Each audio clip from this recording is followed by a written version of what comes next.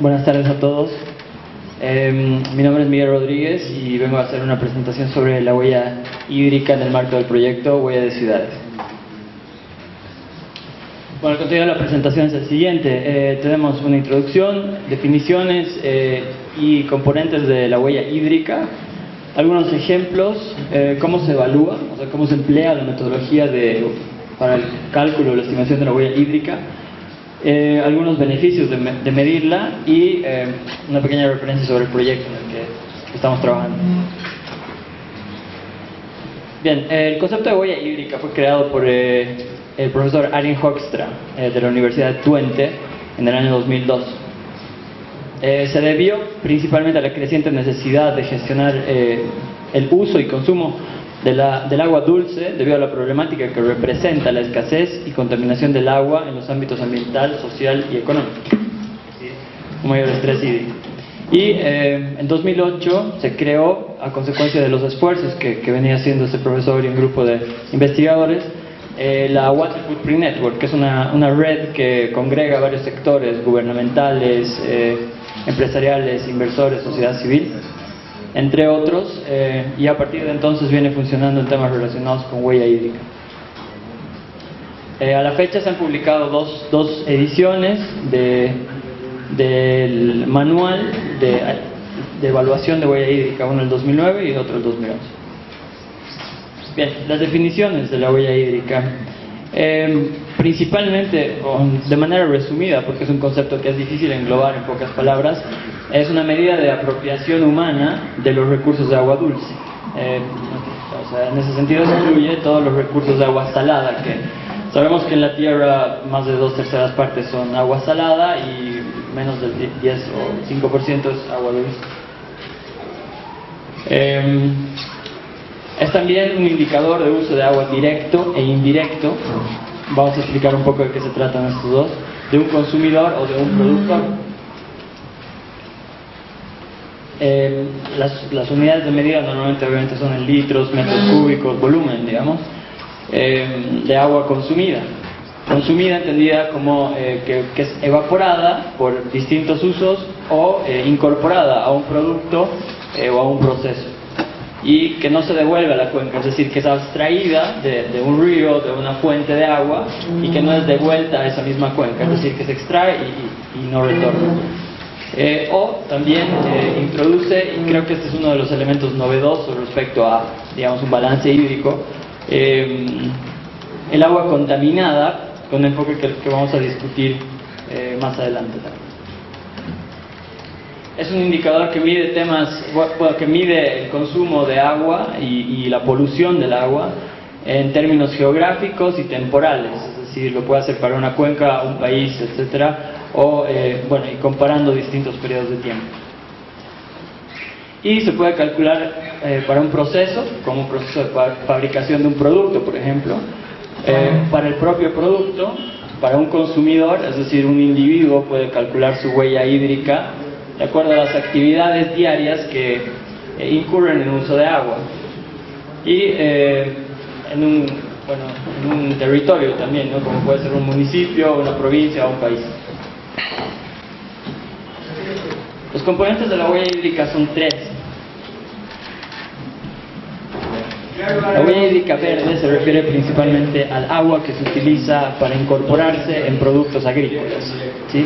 Entonces normalmente puede ser agua de lluvia o agua de riego, como mencionaba el anterior expositor, que se incorpora para la producción. Entonces se puede calcular cuánta agua se necesita para cultivar una hectárea de cierto grano o cultivo, y en base al rendimiento de esa área se calcula por cada unidad de cultivo cuánta agua consume.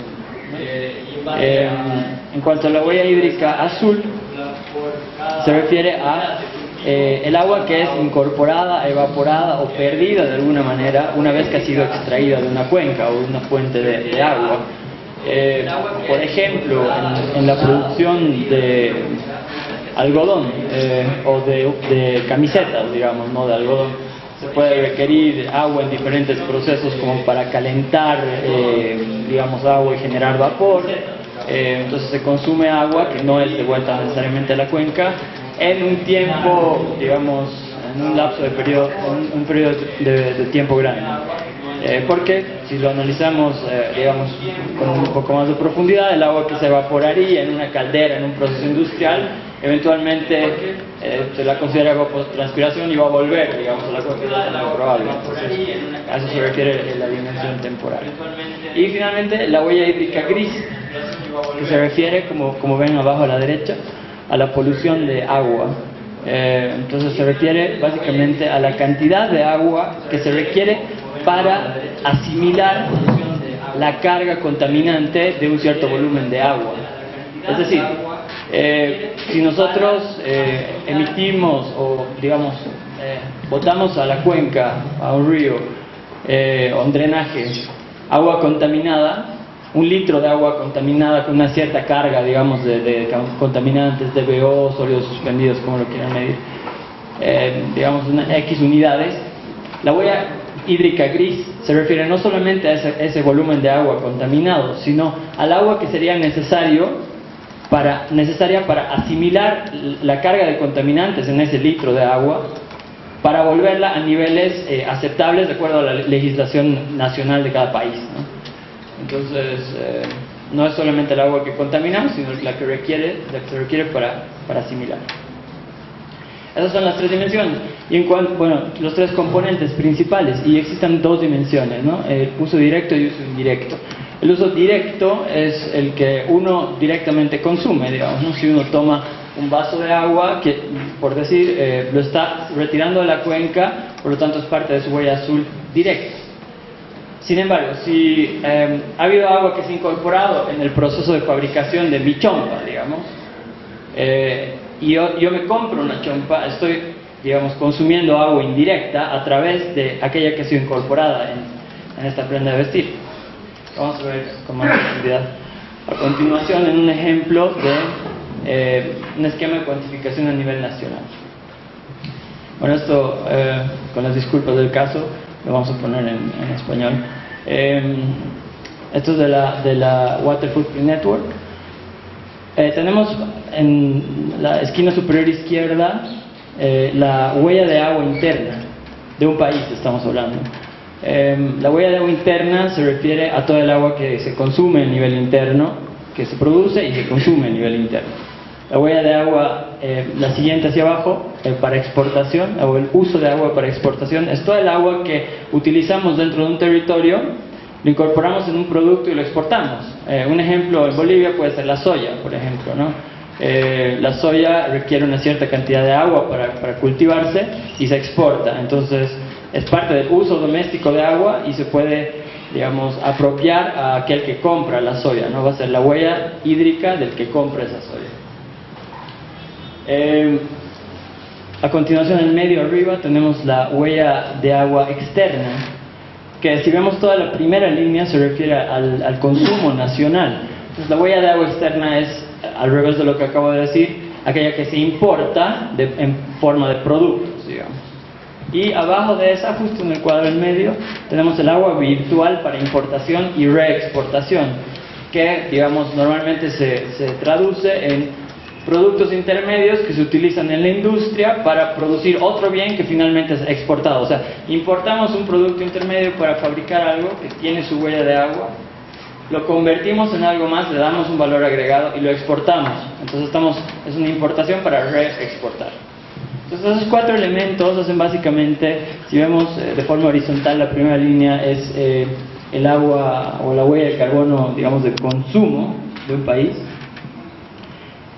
Y si vemos el agua, digamos, la primera columna en sentido vertical, vemos que es el uso de agua de una nación, ¿no? El uso de agua para consumo interno y también para exportación. Estos son algunos conceptos entonces de la huella de carbono. Si se hace una comparación, digamos, en términos del volumen de productos comerciados internacionalmente, tenemos gráficas o imágenes como esta, donde tenemos la importación y exportación de agua. Vemos un ejemplo que en Argentina se exporta agua al Brasil en la forma de productos, ¿no? o que México importa agua de Estados Unidos y Estados Unidos exporta agua a China. China también a su vez exporta agua a Estados Unidos. Entonces el color lo que nos dice es digamos la importación de agua neta, ¿no? El balance de importaciones versus exportaciones. Y estamos hablando de alrededor de 15 gigametros cúbicos al año en comercio de agua a nivel mundial. Algunos ejemplos de productos cotidianos con los que nosotros podamos relacionarnos fácilmente. Tenemos ahí la foto de una rica marraquetita y un tomate, y vemos la proporción en un ejemplo del vino, donde el 70% de la huella hídrica del vino, de una botella de vino, una copa de vino, es huella verde, quiere decir que se utiliza en su producción, digamos, ¿no? El 16% es huella de agua, huella hídrica azul, y el 14% huella gris. Entonces, algunas equivalencias. Un pan de 30 gramos, así como la marraqueta que están viendo, consume cerca de 18 litros de agua. Si ustedes ven un galón de estos que siempre hay en las oficinas, más o menos eso es lo que toma producir un pan. Un tomate, 50 litros. Una cerveza, de 250, menos que una lata, digamos, 74 litros. Obviamente esto está sujeto a las realidades, digamos, de cada región. Ahora estos son, digamos, promedios globales, ¿no? Una copa de vino, 110 litros. Un kilogramo de papa, 287 litros.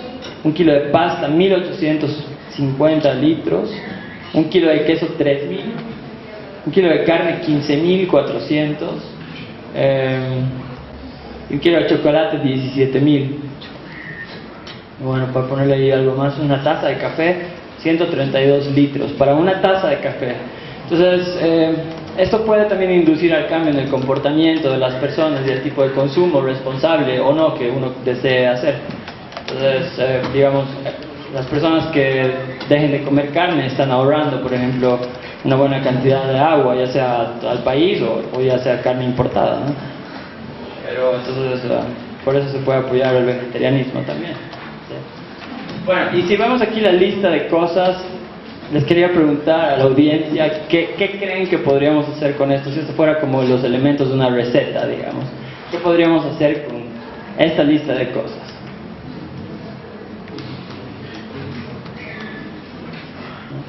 Tal vez eliminar alguno de los... No, digo, ¿qué puedes hacer con ellas si las juntas, digamos? O sea, tienes papa, pasta, ¿pero? No, algo de comer, quizás. Bueno, sí, vamos a ver, ya estoy aquí. Bueno, entonces vamos a hacer un ejemplo de una pequeña cena familiar de 4 personas. Tenemos ahí a los papás y los abuelitos, digamos. Entonces, servimos algo de marraqueta con llajua de entrada, ¿sí? Con un poco de quesito criollo, un par de copas de vino, digamos, para los abuelitos, y un par de cervezas para los papás. Un rico ají de fideo con papa y carne, y de postre un cafecito y un poco de chocolate. Entonces, si nosotros calculamos la huella hídrica de todos estos elementos juntos, suman alrededor de 25.000 litros. Una cena familiar, por lo tanto, puede requerir la cantidad de agua que entra en una piscina olímpica. Entonces es algo que hay que considerar a la hora de decidir qué consumir. Bien, entonces también se puede calcular la huella hídrica de un proceso, ¿no? Aquí tenemos un ejemplo donde en una primera etapa, digamos, se utiliza, hay una huella hídrica directa para forraje, digamos, para alimentar animales, digamos. Esa huella hídrica directa se convierte en huella hídrica indirecta de la siguiente etapa del proceso, que es, digamos, una finca donde hay ganado, donde están las vacas. Ahí tienen un consumo propio y además, como están trayendo, digamos, el forraje para el ganado, ahí hay otra cantidad de agua. Y así sucesivamente hasta que llega al consumidor. Es así que 1 kilo de carne puede costar, en realidad tiene un balance, una huella hídrica de 15.000 litros, ¿no? También se puede calcular la huella hídrica de un territorio. Aquí tenemos un ejemplo, si no me equivoco, de Ecuador o de Bolivia, donde tenemos cómo está dividida cada una de las huellas hídricas. En este gráfico no se ve de qué tamaño es cada torta, pero normalmente la torta verde es la más grande, como les mostraron en el ejemplo del vino. Pero aquí en este caso se divide, digamos, por cultivos, ¿no? La cantidad de agua, la huella hídrica azul, verde y gris para cada uno de esos cultivos, con papa, soya, temas industriales y domésticos. Bien, entonces, ¿cómo se evalúa la huella hídrica? Básicamente son 4 etapas. La primera es como en cualquier plan, ¿no? Cualquier proyecto que uno quiera emprender, establecimiento de objetivos y alcances, ¿no? Hacia dónde vamos, qué queremos lograr, un poco cómo lo vamos a hacer. La segunda, bueno, es la cuantificación de la huella hídrica, que para no extenderme demasiado, básicamente se hace un levantamiento de información y esa información se procesa en base a metodologías internacionalmente aceptadas. Después de que uno obtiene la huella hídrica, se hace una evaluación de sostenibilidad. Nosotros vemos en el gris oscuro, digamos, entre mayo y agosto, que estamos cruzando 2 líneas. La línea punteada más seguida es la huella hídrica azul, es decir, cuánta agua se consume o se contamina en cada uno de estos meses para un año determinado. Y la línea punteada con líneas más largas es la disponibilidad de agua. Entonces, vemos que en los meses de mayo, junio, julio y agosto consumimos más agua o contaminamos más agua de la que está disponible. Entonces hay un déficit de agua, de huella hídrica. Tenemos una huella hídrica negativa y con eso nos referíamos a que hay dimensiones temporales y geográficas. Esto puede ser para una ciudad, digamos, ¿no? Entonces decimos que en los meses abril a septiembre la ciudad debería tomar previsiones para aumentar la disponibilidad de agua o para disminuir el consumo, ¿no? De tal manera que no hay un déficit. Y finalmente, la formulación de respuestas, ¿no? Ya habíamos hecho el diagnóstico, entonces, ¿qué podemos hacer al respecto para reducir la huella hídrica? Como les decía, mi consejo personal para reducir su huella hídrica es que dejen de comer carne y chocolate. Y está difícil. Bien, bueno, algunos ejemplos, digamos, ¿no? Como cambios de tuberías, hacer, digamos, riego con horarios, aspersores. Empezar en, digamos, conectar, ¿no? Que el efluente de un edificio se conecte sea el afluente de otro, digamos, de algo para usos, como por ejemplo para el riego, con algo de tratamiento. Entonces cerrar ciclos, digamos, en el uso del agua. Se puede hacer cosecha de agua de lluvia, lo cual disminuye la cantidad de agua que se utiliza en nuestro caso de glaciares de lluvia. Reducción de pérdidas de evaporación en industria y, bueno, disminución, reemplazo, mejor uso, mejor gestión. A veces no se necesita en realidad invertir, digamos, ¿no? O sea, son los cambios en la gestión de actitudes los que hacen que la gente, sin tener que invertir demasiado, pueda reducir el consumo de agua. Y hay que tomar en cuenta la cadena de suministro, lo que les comentaba del proceso, ¿no? Ya casi para terminar, los beneficios para medir la huella hídrica. Bueno, permite gestionar el recurso hídrico, escaso en casos como la región andina, con una base científica y metodológica. Tiene aceptación internacional como una herramienta para la adaptación al cambio climático. Tiene carácter práctico. Permite identificar, como decía, puntos críticos geográficos y temporales, y permite fomentar e incentivar la participación de diferentes sectores y actores de la sociedad para encontrar soluciones. También se puede aplicar a distintos niveles, a nivel de empresas, industrias, eventos, personas, entonces es multinivel. De esta manera se facilitan las comparaciones, digamos, entre una empresa y un individuo, entre 2 empresas, entre una nación y otra, de forma objetiva y transparente, también en el tiempo, y facilitan la comunicación debido a su relativa simplicidad. Finalmente, muy rápidamente, bueno, nosotros venimos representando al personal que ejecuta el proyecto Huella de Ciudades. Estamos apoyando a gobiernos municipales y ciudades, incluido La Paz, para medir su huella hídrica, directa e indirecta, para la gestión 2012, con la idea de que esto se vuelva una costumbre y se pueda comparar el desempeño de año con año. Uno de los objetivos es contar con una base sobre los impactos de las ciudades, sobre la disponibilidad y calidad de agua, donde hay déficits y puntos críticos. Y identificar e implementar acciones piloto para la reducción de la huella hídrica. Esto principalmente tiene un carácter pedagógico, demostrativo y de sensibilización de la sociedad civil y de las autoridades públicas. Y bueno, finalmente estamos trabajando, como les decía, en 3 ciudades: la ciudad de La Paz, estamos trabajando con el gobierno autónomo municipal, el gobierno municipal de Quito y de Lima. Así que bueno, si tienen alguna consulta, ahí tenemos la página web, hay datos de contacto ahí, y muchas gracias por su tiempo.